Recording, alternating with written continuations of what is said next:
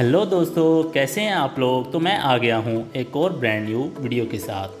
तो दोस्तों, जैसा कि आप जानते हैं कि एक अच्छा थंबनेल आपकी वीडियो के लिए कितना ज़्यादा ज़रूरी है, लेकिन प्रॉब्लम वही सेम है कि हमें कैसे पता चलेगा कि हमारा थंबनेल अच्छा है भी या नहीं, मीन्स के लोग उस पर क्लिक करेंगे भी या नहीं।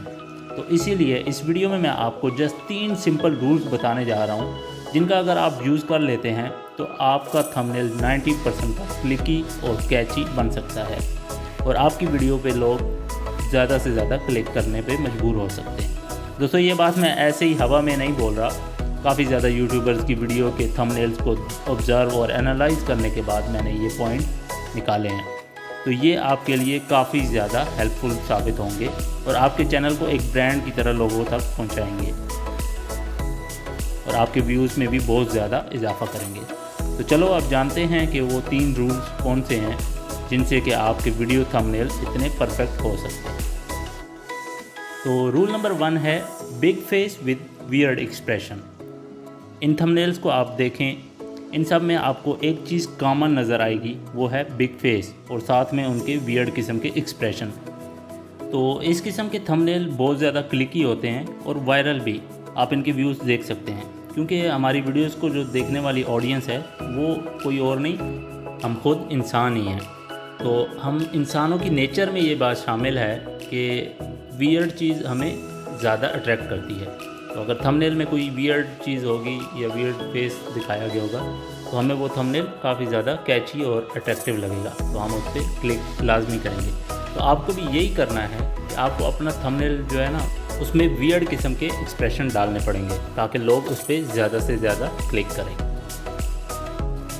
तो अब चलते हैं अपने सेकंड रूल की तरफ, जो कि है बिग बट शॉर्ट फ्रेज। तो मतलब ये कि थंबनेल बनाते वक्त इस चीज़ का ख़ास ख्याल रखना है कि आपके थंबनेल में कम से कम वर्ड यूज़ हो रहे हों। ये ना हो कि वो थंबनेल कम और मैथ की इक्वेशन ज़्यादा लग रहा हो, जैसा कि ये थंबनेल आप देख सकते हैं। ये थंबनेल में जस्ट 1, 2 या 3 वर्ड्स यूज़ हुए हैं, बट वो पूरे फ्रेज़ को एक्सप्लेन कर रहे हैं।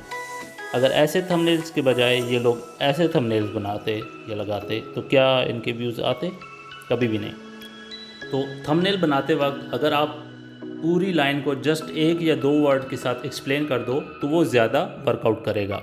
तो यहाँ पे शॉर्ट वाला कॉन्सेप्ट तो जो है वो क्लियर हो गया है। तो अभी बिग वाला पार्ट भी समझ लें। तो बिग का मतलब ये कि आपका जो फ्रेज़ होगा वो लिखा हुआ बड़ा बड़ा होना चाहिए और क्लियर होना चाहिए ताकि लोग उसको इजीली पढ़ पाएँ। तो इसके बाद चलते हैं अपने रूल नंबर 3 की तरफ, जो कि है सिंपल एंड विजिबल। तो मतलब ये कि जो थंबनेल आप बना रहे हैं उसमें जो बैकग्राउंड आप यूज़ करने जा रहे हैं या जो भी फ्रेज़ या पिक्चर आप यूज़ करोगे, उन सब में आपको एक चीज़ का ख़ास ख्याल रखना है, वो ये कि सब कुछ बहुत ही सिंपल सा हो और ईज़िली हर चीज़ विजिबल भी हो। तो उसमें आपका कलर कम्बिनेशन भी आ जाता है।